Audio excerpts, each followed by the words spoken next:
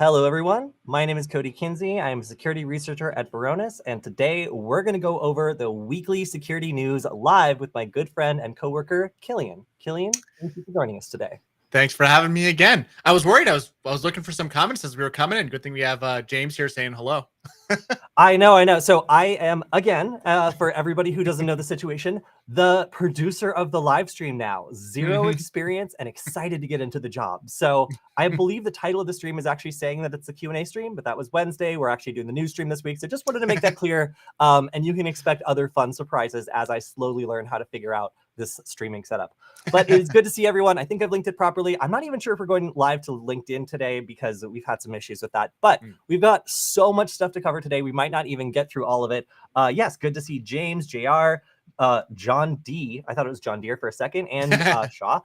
Good to see all of you. And if you have any questions about this, we'll try to answer anything you have in the news as best we can. But if you don't get your question answered, make sure to leave it as a comment, and I will make sure to answer your question on our live Q&A stream on Wednesday. So, man, there's so many things to go over this week, and one of them is a little piece of news just for me, and that is Killian, were you at the Varonis like booth when I did that Wi-Fi hacking game? Yeah, that was a couple years ago, but yeah, it was there. That was a fun one. I remember that. Yeah, so the device that I conjured up for this was basically like I wanted to make a fun game involving Wi-Fi hacking at the RSA conference. But guess what you're not allowed to do at the RSA conference? Deauthentication attacks. They would hate that. It would not look good. So what I wanted was to teach people about password cracking and actually have handshakes going out there. So what's the easiest way that you can generate a handshake? Well, if you just link two Wi-Fi capable devices together, like these little microcontrollers, one of them makes an access point, the second one joins it over and over, and boom, you have handshakes being generated with no deauthentication at all. And in fact, this is something people can kind of use as like a little CTF if they want to like, teach people about these sorts of attacks, but not actually do something that could get you in trouble with anybody who's monitoring the network around there. And my last thing I wanted to do is teach people, how to like fire the Wi-Fi gun and then have them shooting at other people's booths the whole time, and essentially like knocking their demos offline and stuff like that. Oh yes, don't worry. We're going to talk about the Linus Tech Tip hack channel. We'll get there. But if you want to make a really fun kind of Wi-Fi hacking CTF, all you need is like a Raspberry Pi or something else that can capture the handshake and then two D1 mini boards. So I updated it this week. Before, we had this perf board nightmare that you had to construct of these two things that were kind of like wired all janky together. Now, with the new version of the D1 minis, these are super, super cheap, like $3 or $4 Wi-Fi boards. You grab two of them, you link them together via this little quick like I2C cable, and boom, you're ready to go. So if you're interested, I updated the code. You can just take these. These are the D1 Mini, the newest version that had this little I2C port. You can just plug these two together and you're off to the races teaching people about how to capture Wi-Fi handshake. So kind of a fun little update. I might be doing it again this year if you want to come to RSA and learn a little bit about Wi-Fi hacking and potentially win a prize. Although I'm also exploring some other cool games that we can play there. So yeah, if you're interested, check it out. Also, I talked a little bit on our Wednesday stream about all the stuff I was doing with AI. So the leaked Facebook, Meta AI model started spreading all over the internet. And Stanford, I believe it was Stanford, went ahead and trained it into a model called Alpaca. And then our good friend Cocktail Peanut went and made this project called Dalai, and made it so easy that you only need about 2 commands in order to get set up using this leaked model. So that's amazing, right? And on the stream, I actually went and showed how you could use this AI model to generate queries and get responses back, and kind of the way that it works. And we actually got it to translate some stuff. And it was pretty cool, actually having a chat GPT-like model running on our own computer. But guess what happened? So this is a leak, right? Meta AI didn't like that very much. And in fact, so many researchers started getting in on this and making it do weird things that like the heat started coming from Meta AI, and they started issuing DMCA takedowns. They started issuing a lot of them. So anybody that was hosting this AI model was suddenly like a target, and all this fun sharing and innovation, this kind of grassroots innovation happening from this leaked AI model, which frankly is extremely punk if you ask me, started getting shut down. So I was in the Discord server while this was happening, and what happened was that they froze all development on the project. They're like, we are going to fix this. Like, this big company is trying to censor researchers from being able to like play with this thing that's been leaked. The cat is out of the bag. Right. Like, what is a way that this could actually get around that? Are you serious? Bitcoin? Like, I saw people in the chat talking about Bitcoin. And I was like, you guys are dumb. Like, this is getty. Like, how is this actually going to work? But it is not dumb. This is actually incredible. And I want to explain how this works. So Meta started getting, let's see. So this uses something called ordinals, and this is something I'd never heard before, mostly because I don't care about NFTs and I don't care about Bitcoin. But what happens is Bitcoin can apparently be divided into like a very, very small subunit, a Satoshi or whatever, and you can actually inscribe this with arbitrary information and put it in the blockchain. Now, originally this was used for stuff that I don't care about, like making rare NFTs or like making value, saying that a certain one of these little individual tiny units is more valuable than the rest. Again, do not care. However, what if you had a bunch of magnet links for a torrent and you stored the hashes in this data that is now distributed everywhere and incredibly hard to take down? How do you send a DCMA or DMCA takedown request to a Bitcoin transaction? Right. Pretty That's smart, tricky, right? That's I have smart. never seen a better application for Bitcoin. I'm serious. Like, I think it is so interesting and so cool. I'm not sure if I have like some more information. Oh, we're going to Midjourney next. But if you want to check out how this works, I'm frankly blown away by how the developers managed to find a useful application for Bitcoin as an censorship-resistant way to share leaked AI models from like one of the biggest corporations on earth. How do you get away with like freely sharing and developing on top of something that one of the biggest corporations on earth wants to squash? Well, it takes some innovation. So I'm not, again, like super into cryptocurrency, but I was really interested in how some of these people who are on the bleeding edge of sharing AI and making sure it's available to everybody who wants to work with it are actually able to do this. And it's worth noting, and I think there's a story about this later, that Stanford actually withdrew their alpaca AI. And now this is one of the only ways that you can access it because it's being taken down everywhere. So this sort of like anti-censorship movement has suddenly become the only way you can access this thing after only a couple weeks of it being released or leaked in this case. So if you're looking for interesting ways that people are hiding information or making it almost impossible to take down, this is a really interesting innovation, and I'm super curious to see how it plays out.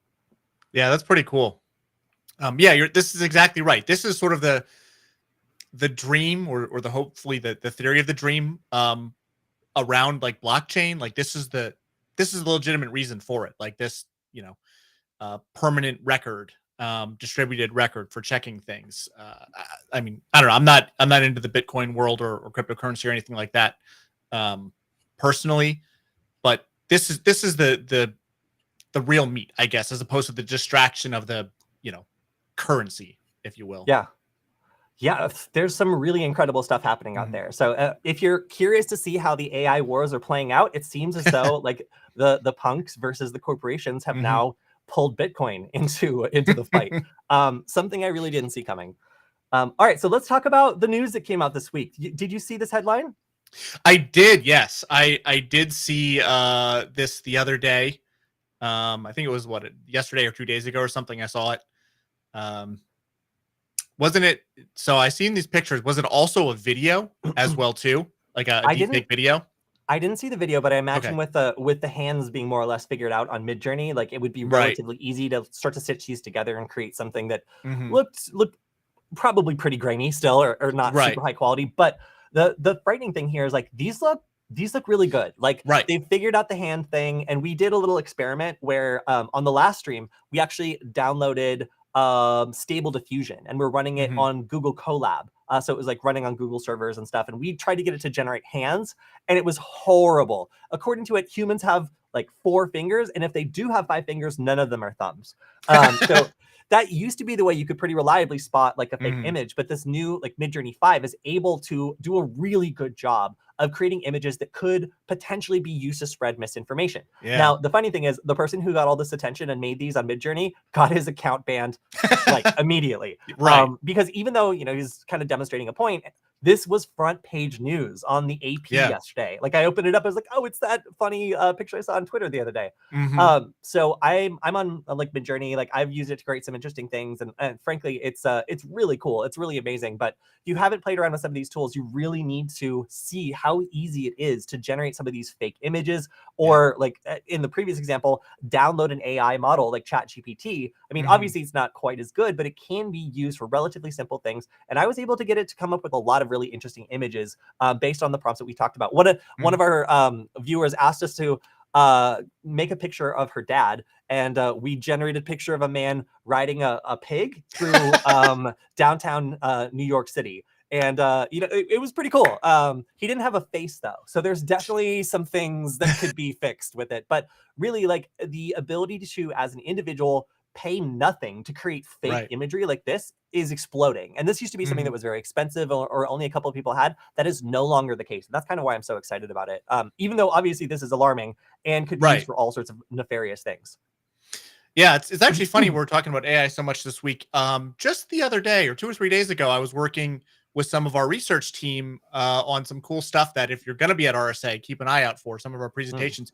But we needed sample data, and we were able to use ChatGPT and give it some parameters and say, like, listen, we need some sample data for some of the things we were working on.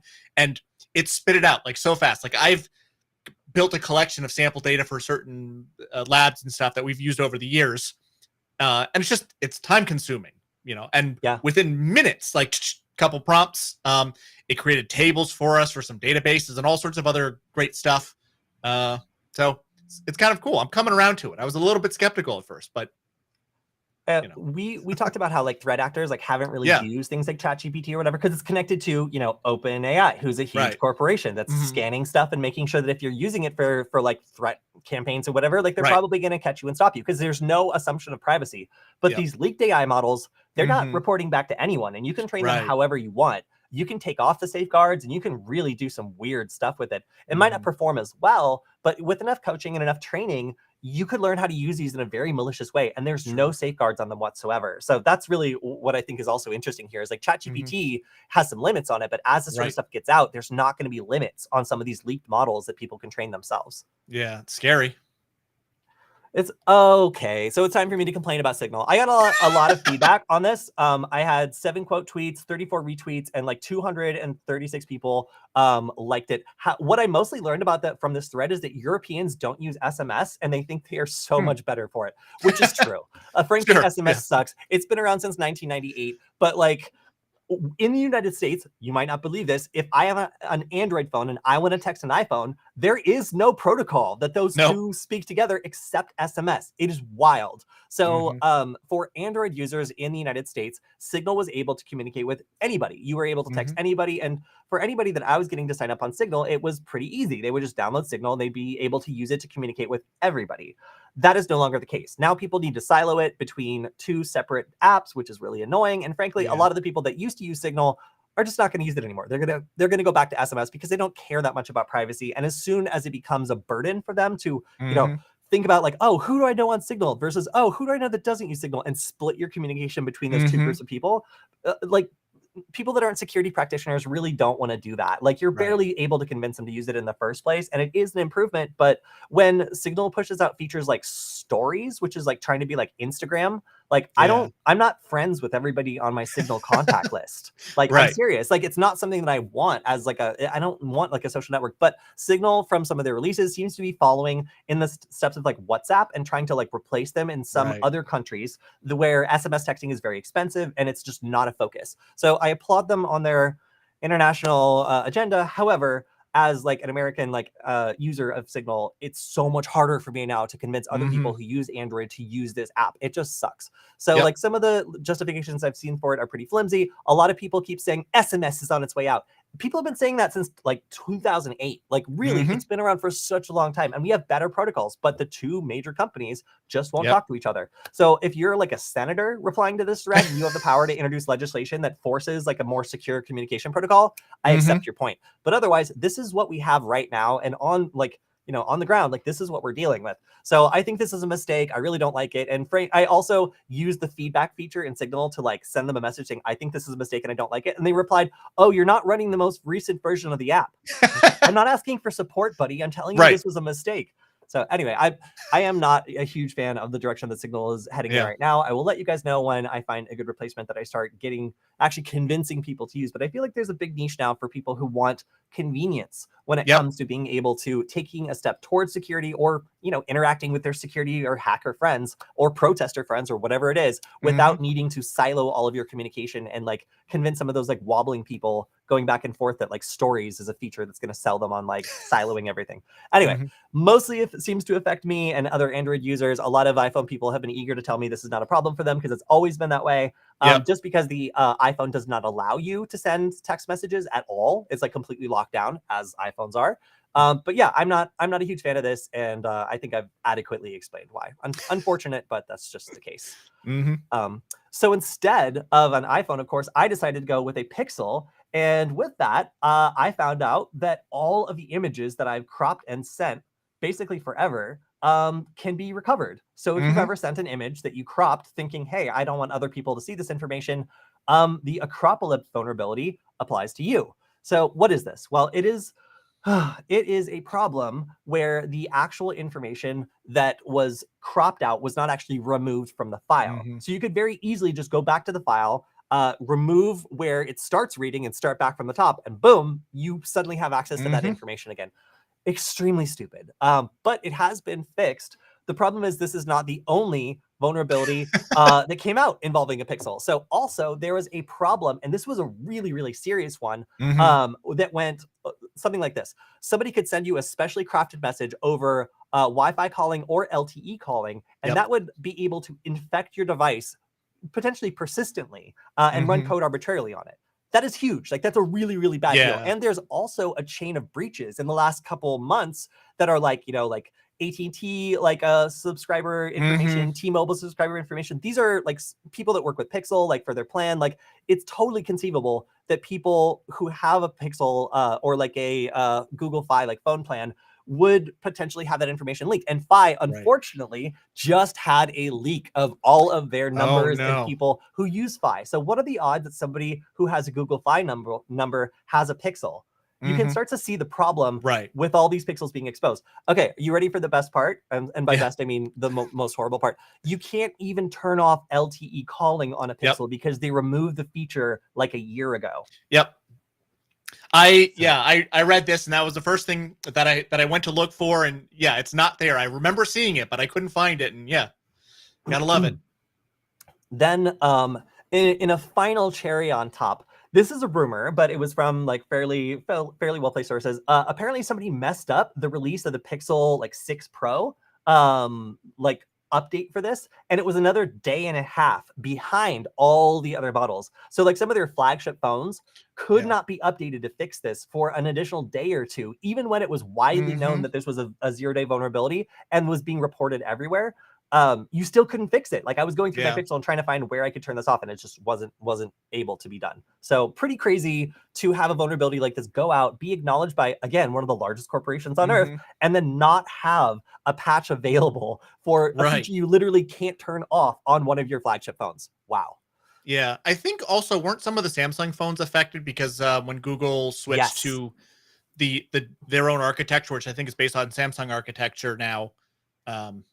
So yeah, oh man, it's rough. Yeah, that's funny because we were actually talking about the problems associated with this Samsung produced like baseband like modem or something, and we Yeah. were like, oh, watch out if you have like an IoT device or a car or whatever else that has this in it. But Right. we forgot to mention that this is also the one of the chips powering one of the most popular types of Android phones. Right. So yeah, whoops. Kind of didn't see that one coming, but as soon as that came out, it really did have some fallout and ended up impacting a lot more than just Yeah. cars and IoT devices. Everything's connected. Thanks, Mm-hmm. Samsung. So I already covered Delay, and I'm glad I did.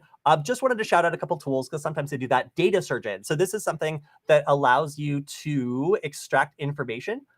So this is extracts types of sensitive information, including emails, phone numbers, hashes, credit cards, URLs, IP addresses, MAC addresses, all this interesting stuff. So basically, kind of like looking for high entropy or like otherwise interesting strings in a whole bunch of data. If you had like a big breach or a big data dump and you wanted to just extract all the interesting information from it, a lot of people were saying that this tool is super useful for them. And frankly, like I could think of a number of different situations where this would be really great for a pen tester or even somebody who's just assessing a data breach. Like recently the Minneapolis school district had the data that was breached Right. publicly released. And if you wanted to dig through all of it, that sounds horrible. If you wanted to dig through just the most relevant bits and see how bad it really was, this seems like the tool that might do it.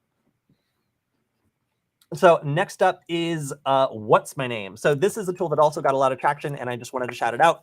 If you have a username and you want to check it out, then you can go ahead and put a username in here, like Neil Breen, and then run it. By the way, did I tell everyone that I did an OSINT article on Neil Breen, who is an American video producer, if you don't know, that one of my friends is obsessed with. And he added me on Twitter after reading it, apparently, which is super funny. So yeah, anyway, so I can continue my stalking of Neil Breen by taking a look at all of the different accounts that he signed up for across Interesting. the whole internet. So I can see the category. I can really see what he's up to. My favorite was actually getting and seeing like what kind of like eBay purchases he was making, because they seemed like related to his video projects. So like if you're a super fan, maybe you can like get a little peek at what's coming up next, you know? So I found this to be a really cool tool. As an OSINT person, like I really enjoy the like graphic user interface and being able to see it all just in front of me. I know there's some command line stuff that could do the same thing, but frankly, I thought this was cool. I love that like random like deep film nerd stuff is now crossing over with like OSINT and cybersecurity. Like, cause that's where I know Neil Breen from, because like I'm a huge film nerd, and, you know. Well, you probably didn't know that you can see every Reddit post he's made and also see what he has to say on Truth Social. Again, some of these may not actually be the real Neil Breen. It's just people that have like the screen name, and we definitely found some parody accounts and such. But if you're an OSINT person, if you're looking for like tracking a screen name across the internet, this is a pretty good way to do it. That's pretty cool. Just a quick funny copy of the DMCA takedown request that was filed by Meta. We already talked about that, but that's what it actually looked like. And I'm not even going to talk about the banana pie. Hey, everybody in the chat, I am looking for a good alternative to the Raspberry Pi for a summer camp I have coming up. I went ahead and tried checking out the banana pie. I'm not impressed, you guys. It's got some issues. So if you've got a good alternative to the Raspberry Pi that isn't $100 that you recommend for like a Linux device that could run Kali, for example, please let me know, because I am desperately searching for one. Okay, that's all the news I have from Twitter this time. However, let's get into what everybody really wanted to know about. Linus got hacked. So how did this happen, and what exactly was the fallout from this? Killian, did you hear about this? I saw the article like late last night. I didn't get a chance to read through it, but I did hear about it. And didn't he shut down his channel then after that? I believe. Yeah, so it looks like the channel was like deactivated while Google tries to figure out like what the attack vector was and how they can secure this better. But like it wasn't a phish password. It wasn't like two-factor bypass. It was a session token that allows you to stay logged in. So we've known about these sorts of things for a long time. In fact, there was one like way back in the day that used to allow you to log into other people's social media accounts that were on the same network as you. Do you remember that one?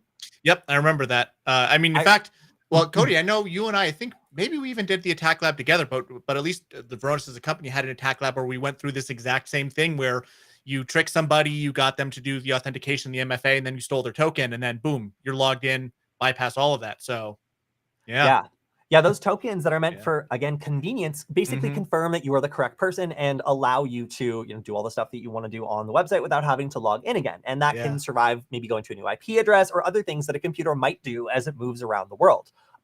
So what happened here, apparently, was that somebody sent a sponsorship packet. Now, how do you get in touch with one of the most popular YouTubers out there? You offer them money, maybe a lot of money for something stupid that they're willing to do, that they just need more details on. So once you get their interest, then you would need to send something that, if executed on a local computer, would allow you to have lots and lots of access. Now, there was a certain point where, like, if you phish my account right, you would have been able to take down both Nullbyte and Hack5 at the same time. Fortunately for both of those YouTube channels, I cannot do that on my account now, but there was a time where that was possible, and that's pretty scary to know that you could take down like 1.6 million subscribers worth of like YouTube value, like all in one go. So obviously these content creators, and especially the people that work with them, are juicy targets for people who want to spread misinformation or otherwise have a large platform. So what it looks like was, yes, they sent them a sponsorship packet. Somebody downloaded and opened it, and then gave the bad actor an exact copy of the browsers that they could export to use and wreak havoc to log in as the person who they were pretending to be. So basically profiling all the information that that YouTube would have to kind of parse through to determine whether or not it was actually the same browser trying to log in. Right. So if you just did this and, you know, you stole a session cookie for, you know, a login on Chrome, and then you opened it at like a different IP address in a different browser with different configuration settings, like that would probably be flagged. That's like one of the things that we look for. Like it might be a different IP address, but if it's a totally different system, that's a little suspicious, you know? This was something where they stole enough information to be able to legitimately appear to be the same browser that had logged in before. So this just wasn't an attack where you could steal a cookie and just use it. You need more information than that. And that's why this is kind of a sophisticated attack that I'm rather impressed by. So what did they do with their access? Well, publicly, they started posting a bunch of like crypto scams. And this seems to be part of a continuing campaign against other creators that is doing basically the same thing, sending a sponsors package, taking over their account in this specific way, and then pushing a bunch of really amateur looking crypto sites. Just a very strange attack in that you would think that maybe they would do something more sophisticated or try to turn around and sell it. But it seems like these sort of like Tesla themed cryptocurrency scams are one of the more profitable things this group has decided they can do with a large platform. So kind of crazy to see like a large YouTuber like this get taken by this sort of attack. But frankly, it was extremely well crafted for them specifically and took advantage of essentially, you know, like who is going to be someone who is working on this project, who will have access to everything, but at the same time, like might not, you know, check this sort of thing, or whose job is to open these sorts of things and kind of assess whether or not they want to go with it. It was really smart. Yeah, this is now that we've kind of gotten a little bit more information on it, like it is scary and it is impressive, but also in, I'm not going to say the simplicity of it, but the fact that this is something that's like the session tokens is something fairly well known. You know, it's kind of been common forever. You know what I mean? And to use this in a unique way to compromise somebody who is so big and so famous in the YouTube community. So terrifying, but again, you have to give it a little bit of credit. I hate to do it, but you know. Yeah, and I have to say also, this is barely fair because the people covering this have so many options for thumbnails on this story because of Linus just like making goofy faces his entire career. Like it's the story just writes itself.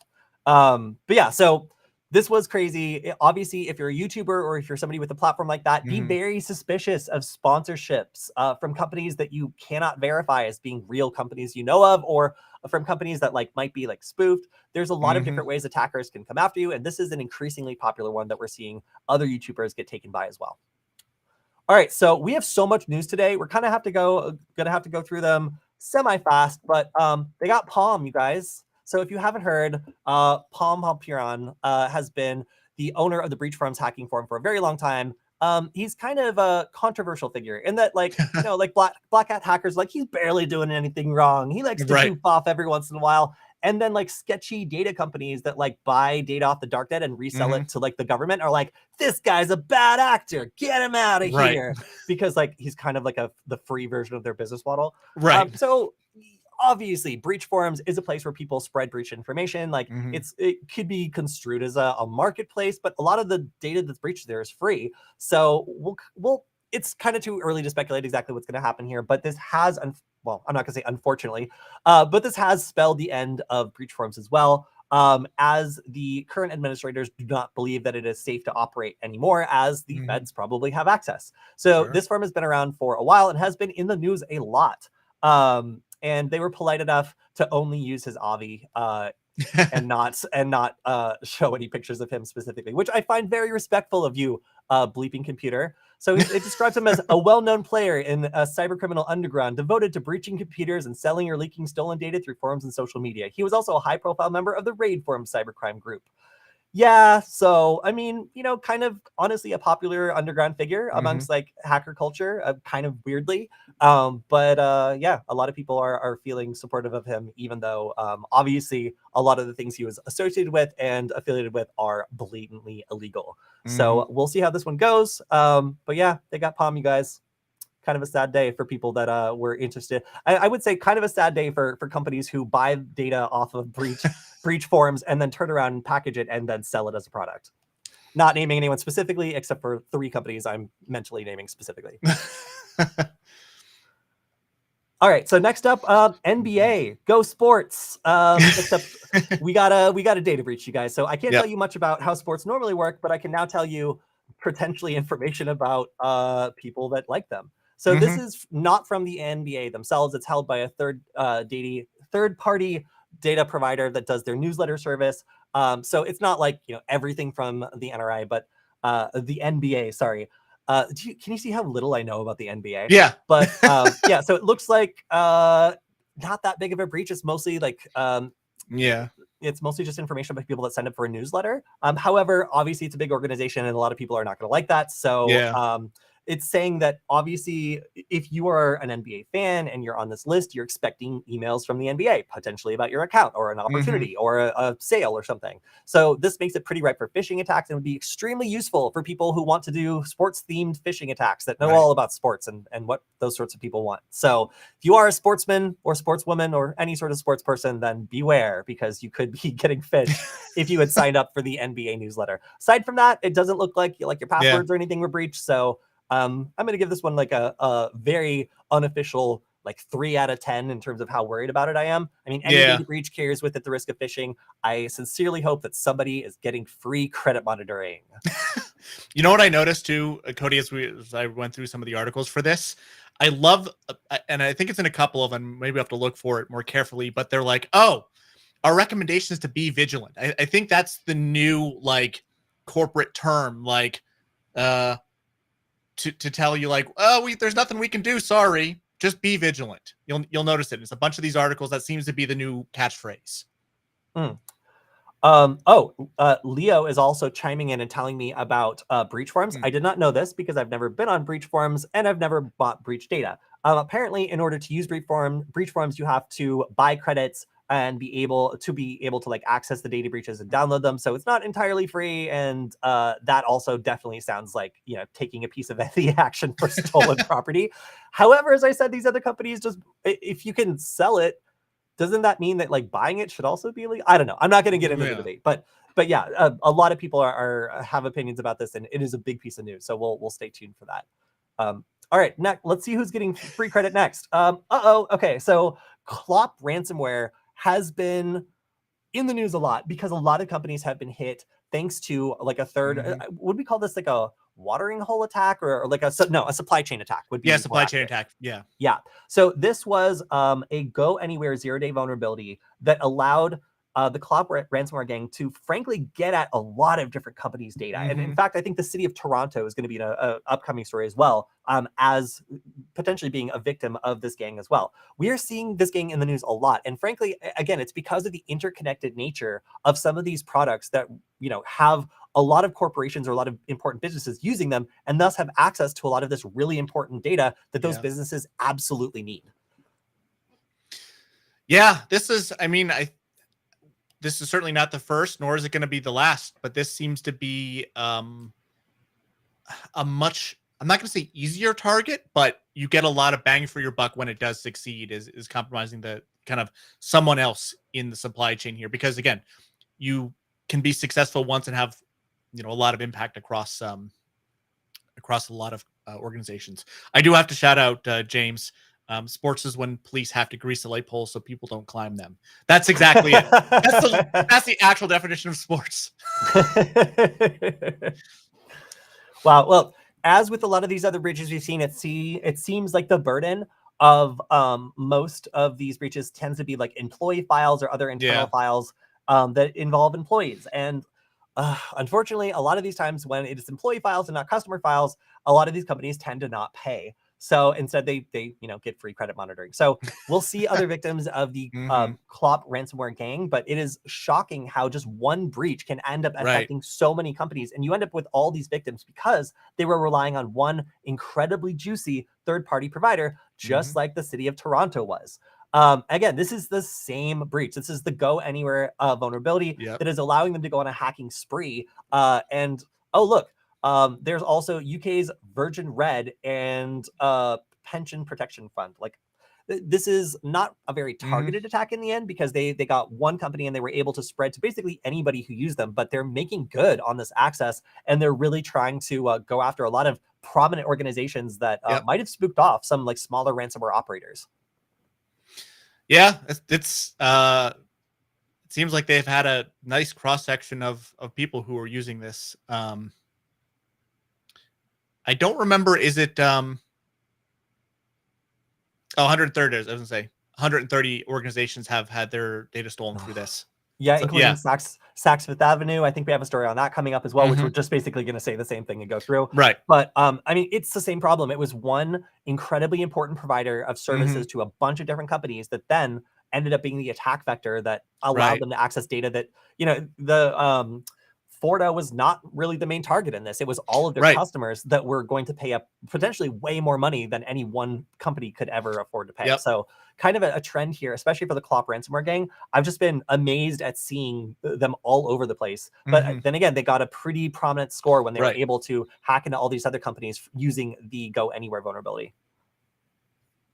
All right, next up, I think, Pawn to Own. What did we get out of there? So Pawn to Own, we see in the news a lot because there's a lot of 0 days that are discovered there. It's a bunch of hackers all getting together and trying to break stuff with permission, of course. And this time they found some 0 days in the Tesla Model 3, Oracle's VirtualBox virtualization platform, which is used by like everyone, and then Ubuntu. So if you want to read more, there are some details here. I didn't go too much into them because, I'm sure we'll see them in a news story later.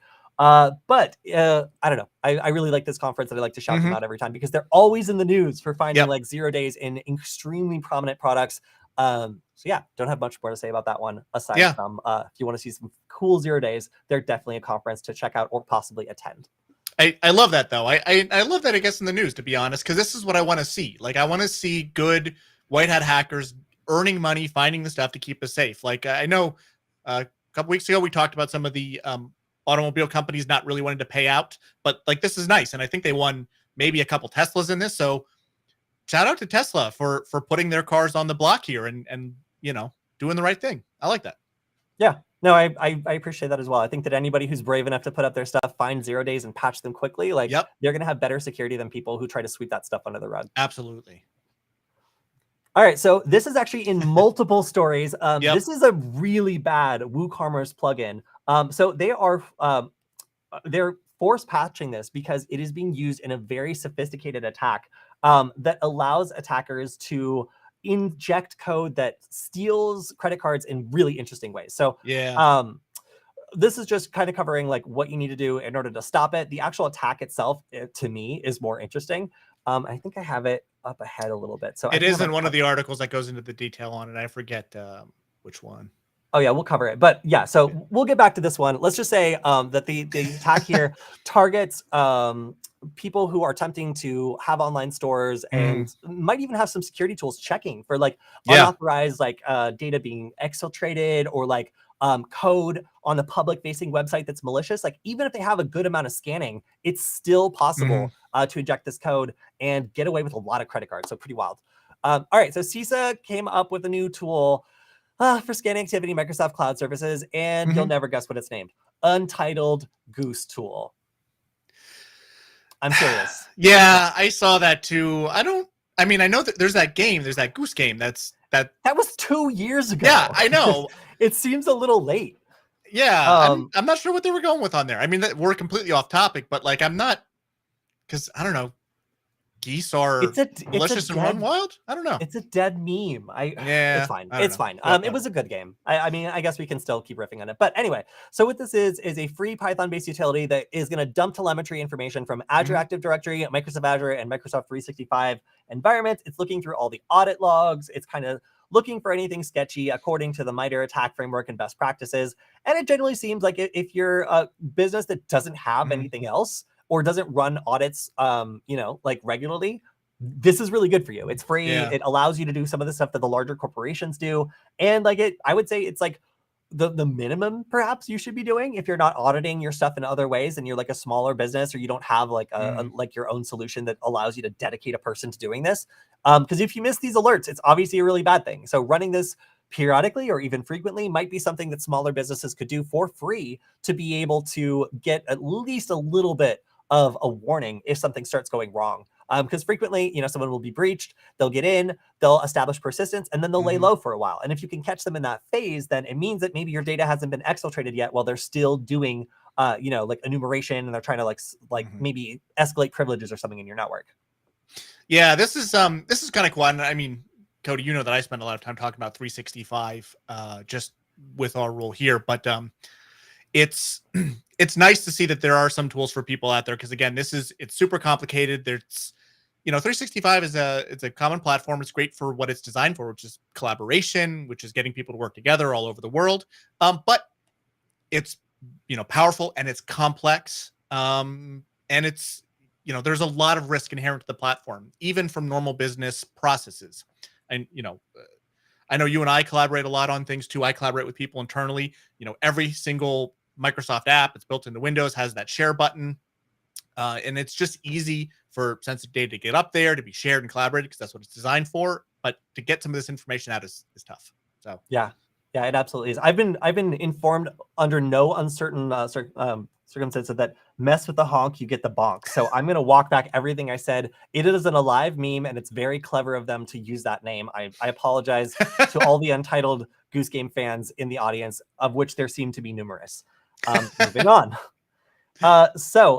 This is a story that's great, but as a hacker, I barely care about it. Windows 11 is getting phishing protection. Hooray for them. And it's also going to be including some new SHA-3 cryptographic hash functions. Hopefully that makes it harder for hackers to, attack like do like Kerber roasting and like other stuff where we would like be going after a hash if they're using stronger hashes in general. So this is a positive sign. I don't have much else to say about this. Keelan, you have any other thoughts? No, just in general, like it's nice to see that it's built in. Yeah, not sure about the hashes, how much that will have an impact, especially typically we because downgrade, right? Yeah, that's exactly it. If you have a 2008 server or something floating around, or 2003 server, because they're out there. I've seen organizations with Windows 2000 boxes, and you gotta you have to operate to be able to support them on a lower domain security level, or functional level, I should say.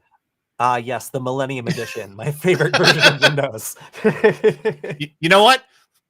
All of us, we're just going to start using Millennium Edition because nobody wants to hack it. Ultimate security through obscurity. Go ahead. Well, speaking of hacking Windows, that Acropolis bug we just talked about affecting pixels? Yep. Well, guess what? It turns out that Microsoft was invited to the party too, because their snipping tool that is included by default and does their cropping had the exact same flaw. So that means that if you've been sharing screenshots on Windows, you use the clipping tool to redact, it might not actually have been redacted. And in fact, it could potentially have been shared. A lot of people were very freaked out about this, because obviously the Pixel is one thing, but Windows is a completely different thing. That's I dare say, a little bit bigger than just the Pixel phone. So people finding out that their cropped images might actually have all the stuff that they intended to crop out before sharing.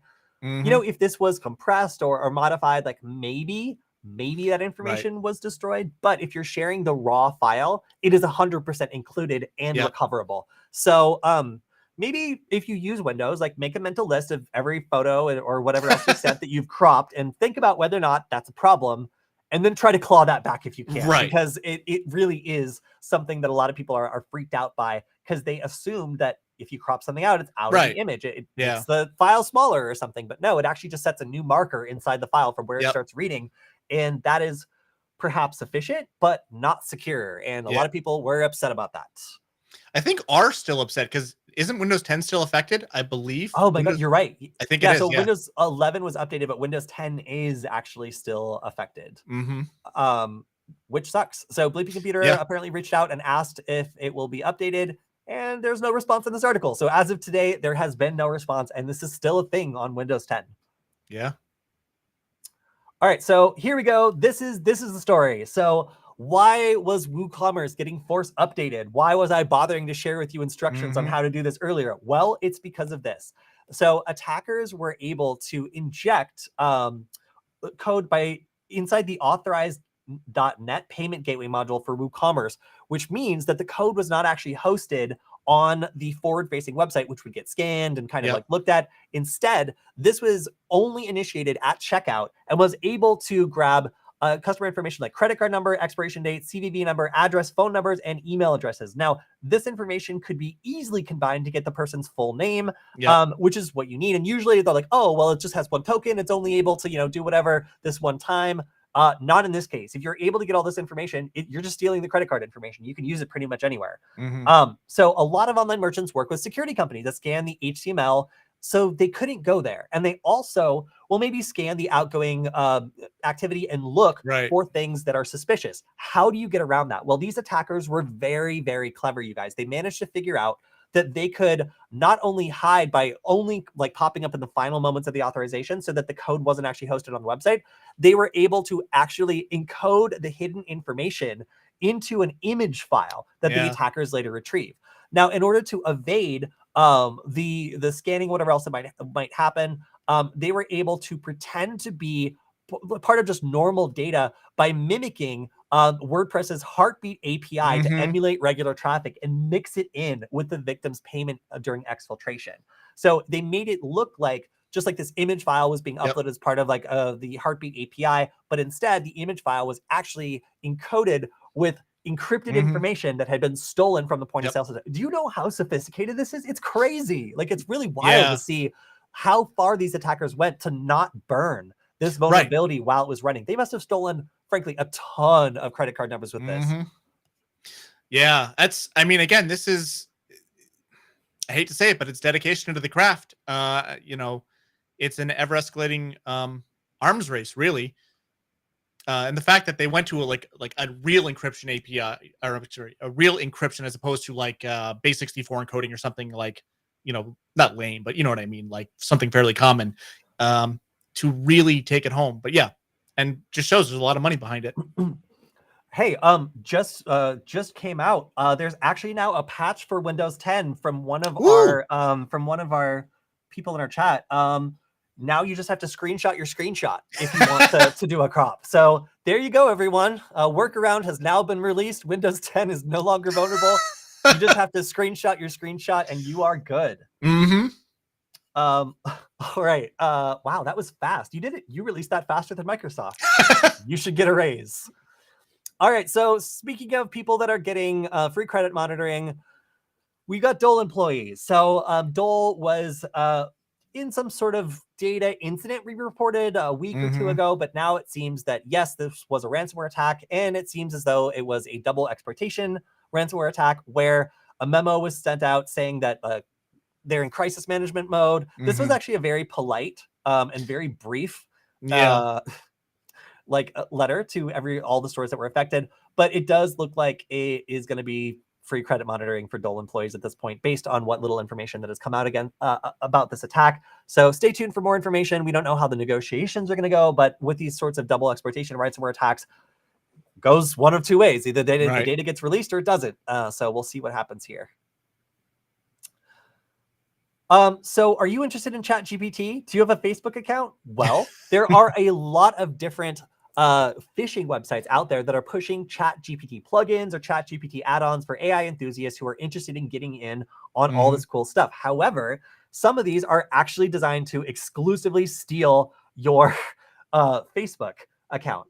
So this is a Trojanized version of a legitimate ChatGPT extension, which is why every time I'm downloading an extension, I always look to see like if there's another one that's similarly named that has like more reviews, for example. So this is an easy mistake to make, especially as there's a lot of scrambling going on for companies to develop things that are useful for ChatGPT that add like more interesting things. Like, and this sucks because a lot of people don't know where to turn. So personally, just to give a shout out, I've been going to the AI Exchange for learning about ChatGPT, everything that's rolling out, and kind of keeping up with all this super fast-paced AI stuff that's happening. If you just go with Google, you are probably going to be vulnerable to one of those attacks where people use SEO to get phishing links up to the top and end up downloading one of these Trojanized versions instead. People have a financial interest in doing this, and they can abuse Google ads in order to pop up these malicious websites up at the top when you search for something that has a legitimate result way down at the bottom. So you'll start to see these attacks becoming more and more frequent as we have these sorts of power vacuums, like with ChatGPT coming out and all these people scrambling to develop stuff. It's not really clear who the big players are yet. So it's easy to get confused while looking for a way to participate.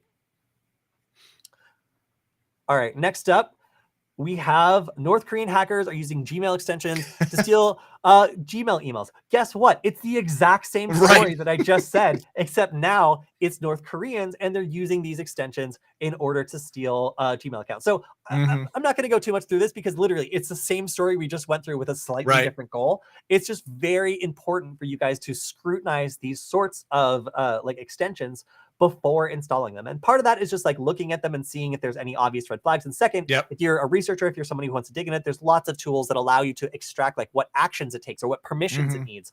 That might be a big red flag if there's some of them in there that it clearly does not need. All right, racing through. Let's see if we can get through. So this is, I'm actually not going to cover this because we don't have time. Yeah. Not that interesting. City of Oakland. So this is another Lockbit story. This is not the Clop ransomware gang.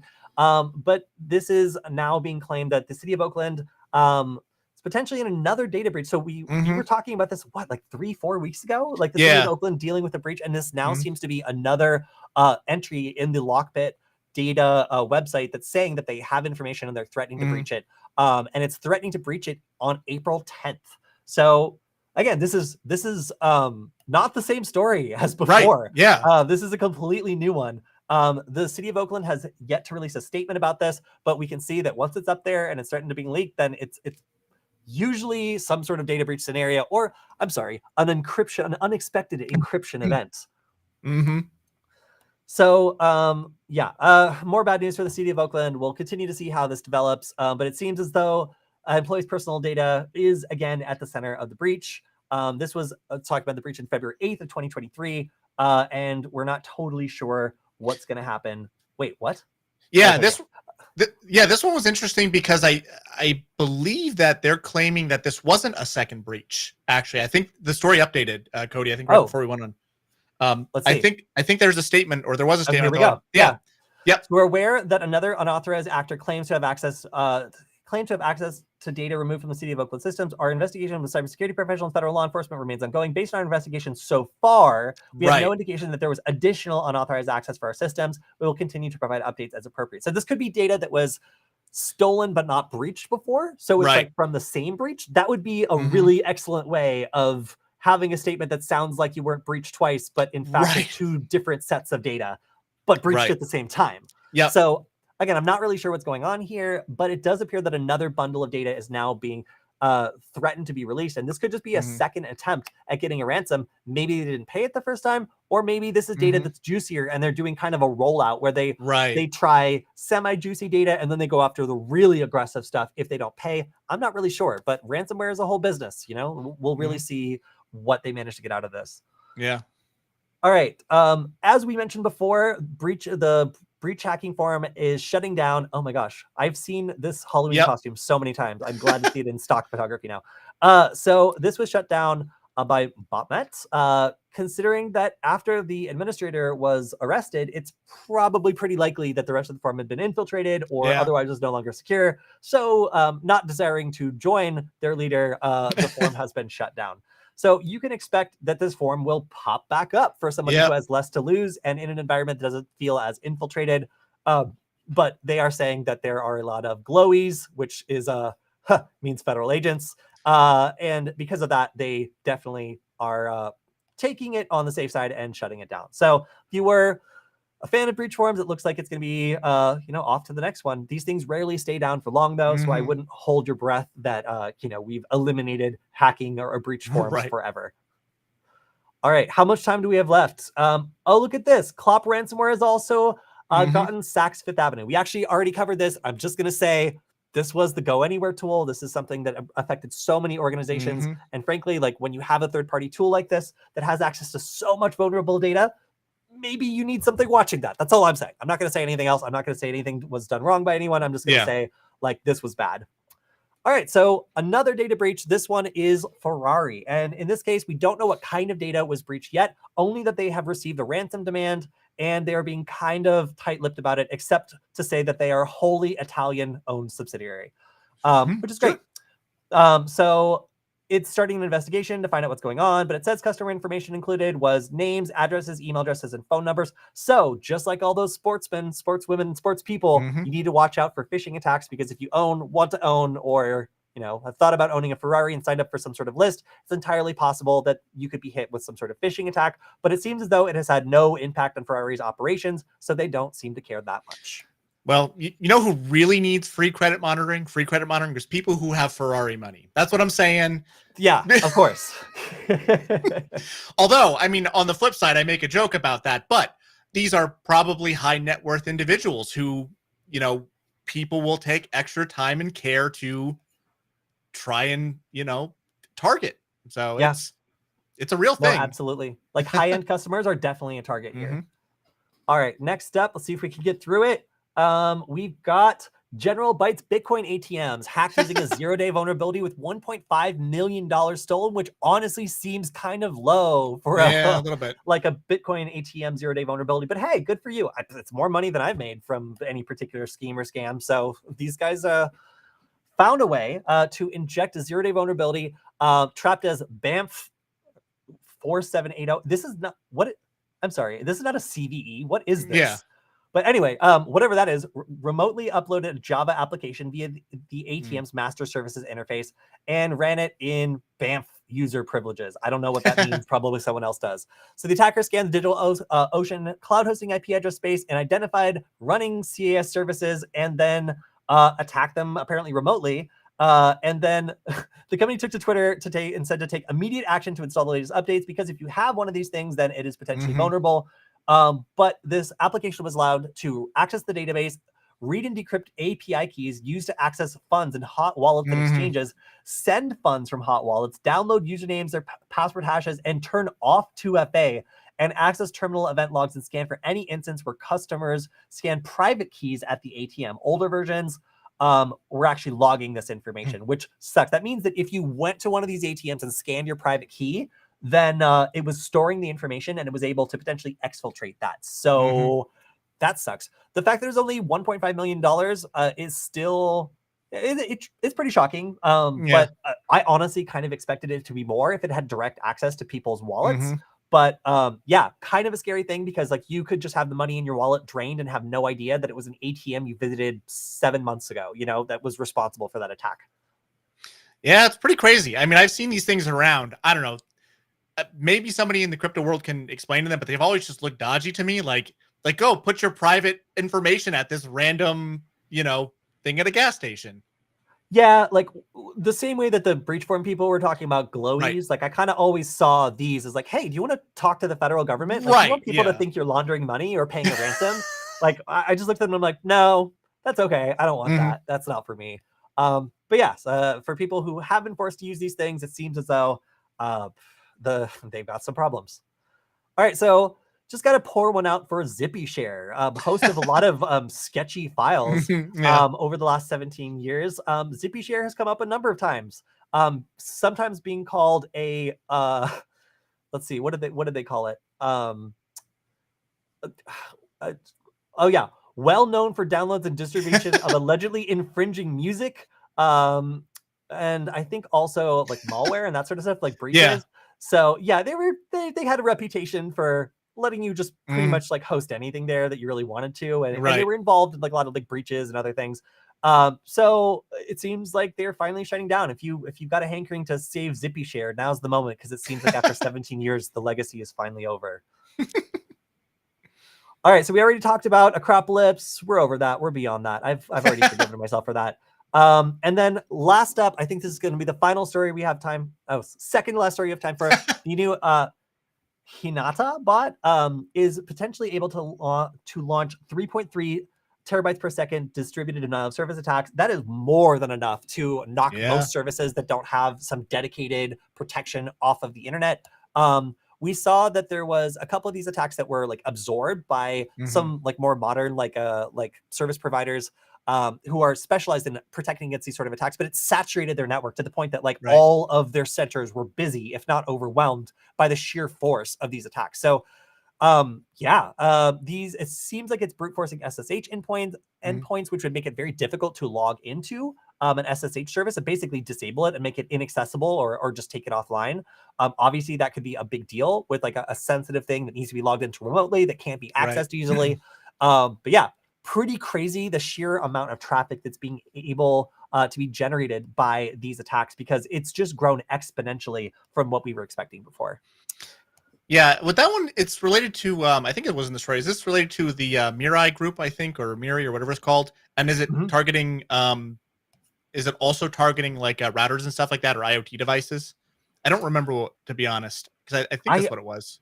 I think a lot of these are using like reflection, techniques where they hit like public facing infrastructure and then cause reflections back on the target. So they're able to dramatically amplify things. Yeah, by like targeting networking devices and other things that can generate huge amounts of traffic if they're hit with the right protocol. These are very sneaky, and they find ways of making it so it's sometimes even kind of difficult to tell where the traffic's coming from originally. Right. Oh, I've got an update on that Ferrari story from one of our viewers. Lamborghini, Ferrari, Bugatti, spaghetti. All right, thank you. That was great. I like all those things, so you know. Yeah. All right, and last up, this is big news for people that are into the whole AI ChatGPT thing. Chat plugins is coming to ChatGPT. This is something that allows you to plug in third-party applications and do things like directly access the internet. So that could be everything from summing up news stories all the way through like looking through live web pages and extracting information, performing things on behalf of the user, like booking a flight or ordering food.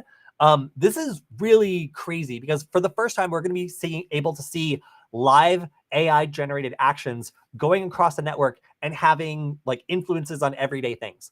I'm prepared to be seriously annoyed by this, as an increasing amount of traffic is AI generated, and I am exposed to more and more things that a human has never had to read, touch, or think about until it lands on my eyes. At least right now, I have the satisfaction of knowing that if I'm reading a spam email, 2 people have read it, me and the person who wrote it. But nowadays, it seems like very soon, it's going to be down to the point where I'm reading things that only an AI has dreamed up and no other human being has had their time wasted by, and I'm not excited by that. Right. All right, so that's all the time we have for news this week. We covered a ton of things. I'm actually amazed that we got through all of our news stories, and that compared to a couple weeks ago, not that many people got free credit monitoring this week. Congratulations, you guys. Hooray, we win, sort of. Yeah. Or less people lose, I guess, is maybe more accurate. Yeah, less people lost this week, I guess would be the way of saying it. So if you have any questions about any of the stories we talked about, make sure to go to our YouTube channel, leave it as a comment, and I will answer it live on our Wednesday Q&A. I also want to shout out, per usual, our sponsor Varonis, who, if you want to see more great content, you can go to varonis.com/Kody, Kody, and find the, I think this week it's our proactive IR incident response seminar, which goes through how real companies do incident response in the right way. If you're tired of hearing all these examples of how people have done it the wrong way, maybe you can see like what actually should happen, like during a data breach or during one of these incidents where incident response has to go through, find out what's wrong, and remediate as quickly as possible. You can check that out at varonis.com/Kody. And of course, I also have some great articles I've written up on the varonis.com website for free if you want to check that out too, as well as all of our other great resources. So thank you to Varonis for sponsoring us. Thank you to Killian for making time to hang out with us and talk about the news this week. Yeah, we'll see you next week. Yeah, absolutely. Take care. All right. See you later, everyone. Bye.